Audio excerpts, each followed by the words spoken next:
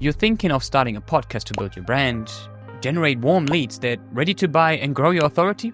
Great choice. But too many entrepreneurs jump into podcasting without a clear strategy, wasting time and money and not getting results. Whether you're booking a professional studio for in-person episodes or running a remote setup, you'll learn how to launch your podcast without wasting a single resource. And to prove that podcasting doesn't have to be a huge time or financial investment, I show you how we set up our own remote podcast to look professional and none of that flat, grey Zoom vibe. So first things first, you need to be very clear with your goals, because if you don't have a goal, you're like a ship that has set sail without any destination. You need to be very clear of what you're solving and for who.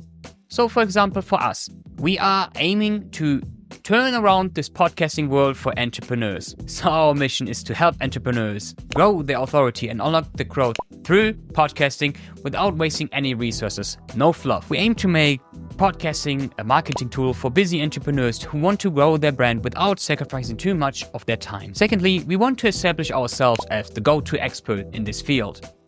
So generating leads is one part of this whole scenario as well. But something which comes with it is also learning from all these great guests we're going to have on this podcast. So we are very clear with our goal and who our target audience is, which is entrepreneurs and business owners with a podcast. Now we know what are their pain points and what are their desires and what do they think. And we did this through an empathy map. Another example would be from Colleen and Samir. They have a podcast about creators for creators. So target audience is clear, it's creators, and they talk about the whole world of creators as well. So with these clear goals now in line, you can start crafting your content strategy, your content plan. Without it, you have nothing guiding you. Also then you can always measure your goals. It's not just about views and subscribers. These are just vanity metrics. You need to know what your goal is, and then you can measure if it's working or not, and then you can adapt. So now that we know what we want to talk about, who we want to solve problems for, now we need to know, okay, who can solve this problem for us? Who can we invite to help us helping our target audience? And this brings us then to a guest list. So now we're inviting people who can add value on top of it as well. But you can also think a little bit selfishly here. Like, who would you love to speak to? There are many people on our list we just would love to talk about. Yes, they're also going to add value, but we are just excited to learn from these people as well. But remember, done is better than perfect. Do not stress too much about the perfect goal, the perfect strategy, the perfect guest list. You're going to learn on the way. If you're going to watch back in a year your first episode of your podcast, you're going to cringe. If not, you probably didn't develop. So it's always a good thing. So let me now tell you something about these studios. Booking them is going to cost you money. Traveling there is going to cost you time, and not just your time, also from your guests. Then you need to match the agendas to fit in the traveling as well. And this brings all friction. Friction is never good, especially if it's including another person. Now imagine you live in the US and you want to connect with someone who's living in the UK. You can add value to it. Asking him to come to a studio, very unlikely. So, not the best strategy for a studio again. And that's why a remote podcast is a great option as well. First of all, you don't need to travel. Second of all, your guest doesn't need to travel. Third, you don't need to pay to have the studio here. You can then put your own touch in there. You can decorate it as you want. For example, I like cars, so there's a Porsche 911 of Lego, because I really love the old Porsche 911. Then there are some memories of where I lived. I lived in Australia, New Zealand, so there are some stuff there as well, and a few stuff from my wife, because we're sharing this place. So for you to have a high quality remote podcast and not just like one of these grey Zoom calls, first things first, which is the most important thing, is high quality audio. Get a microphone, not the built-in from your laptop. These are not very expensive anymore. There are microphones from Rode for podcasting, USB. They cost like not even $100. So after you got your audio right, you need to then get your video right. Please, again, do not use the camera of your laptop. It has a really low resolution and looks really bad. So, here's a secret. You already bought one of the best cameras this market has to offer. And it's your smartphone. I'm telling you, an amateur is not able to differentiate between a high Sony camera and your smartphone, because your smartphone can shoot in 2K or even 4K. Well, 4K is not really needed because no one needs to zoom in 4 times just to get a really close up of your eyes or whatever. 2K is totally fine. And we shoot on our phones as well. It looks totally fine. You can connect it to your computer. And I'll show you how you can easily connect your phone to your computer and use it as a webcam. I use the app called Camo Camera. So, first you're gonna start here the Camo Camera app from the App Store. Then open Camo Studio on my computer.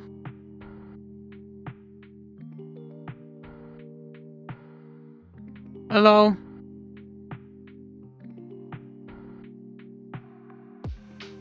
Then we need to check the device. My phone, obviously. And now everything my phone sees, I can see. And for my iPhone Bros, you go first on settings, you check for continuity camera. So here it's allowed. So that means we go now on the computer, the Mac, open FaceTime. First, now you can see it's the very pretty laptop camera, and now I can just change it to the iPhone. And voila! Done. What is way more important is the so-called headlight. So right now it's in 45 degrees of me. Now let me show you how it's gonna look if it's gonna be right in front of me. Please do not do that. So now if you can see, the light is right in front of me. It's very flat. It doesn't have any characteristics. No depth so at all. And that's why never please put the light in front of you. So, but now if you're gonna put it back to the side, to the 45 degrees, you're gonna start seeing, like, with the shadow, you're gonna create some depth and some characteristics with it.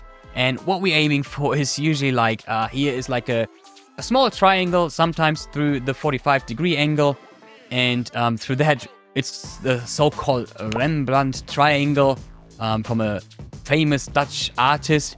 This is nowadays like the norm, and we like it. And yeah, this creates a nice field and makes you look a little bit more professional than the normal so-called Zoom meetings. Or even worse, using my normal light in the room.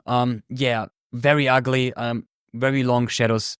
Please do not do this if you want to look professional. So rather use the tips I'm going to show you. And lastly, I advise you to get a background light. We installed these cool LEDs.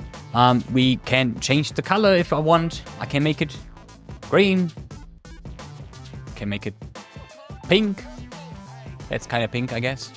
Yeah. We prefer blue, and on the other side, orange. You can also get like a normal office lamp as well. Something which is not too bright because otherwise it's gonna disturb, but something which elevates the whole vibe and separates you from the background. And this is then how it looks like from my perspective. My notes, the mic, camera, recording, and the headlight. And then lastly, you need a software how to record your podcast. We use Riverside. I know there are other platforms such as called StreamYard and Descript, if I'm not wrong. You can use them as well. We just personally use Riverside. So now basically everything is ready for your first podcast episode. And I advise you to focus on YouTube because YouTube is already the biggest podcast platform. It's not anymore Spotify or Apple Podcast. 31% of users prefer YouTube over these other platforms. Spotify comes in second place with 24% and Apple Podcast is 12%. So yes, I'm not telling you need to ignore these two platforms, but focus first on YouTube if you want to reach the broad audience. Another reason is why I prefer YouTube is because it gives you free distribution. It doesn't matter how many followers you have. We took over a brand new podcast channel with 0 followers and we reached 1,000 subscribers after 1 month because the first videos reached 27,000 listeners. While Spotify and Apple Podcast, it's working only in these ranking systems, in these top charts. If you're not in the top charts, you will never get distribution, and only it's going through word to mouth or just heavily cross-promoting on other platforms. But don't worry, posting a podcast on YouTube is not difficult. So you go here, click on create, then you go on a new podcast if you haven't done so. You create new podcast. Then you can put in the title. Let's just call it podcast. You put in a cool description.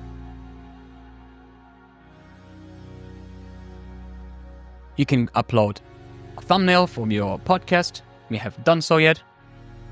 So I'm just taking our profile picture, nothing bad. And then we have here visibility. So if I want to publish now, I'm just going to say yes. And then I'm going to add videos from older videos I already have. So if you want to create a new podcast for all those videos, you can just click here. And you just can then click on create. And then you created your first podcast on YouTube. So in the future, if you're going to upload a new episode, you have to implement this then in the playlist. I'll show you quickly how you can find this. So then you would go again on create, then upload video, select files, waiting till it's uploaded. Then you click on playlist, and then you would click here where your podcast is. If you have any additional questions about how to start your YouTube channel, let me know in the comments and we can make an in-depth video about it too. Otherwise, you're ready to start your podcast now. But let me tell you a secret. Interviews alone won't grow your podcast. Watch this full masterclass, which is packed with actionable tips to grow your podcast channel without any fluff. Only what matters. See you there.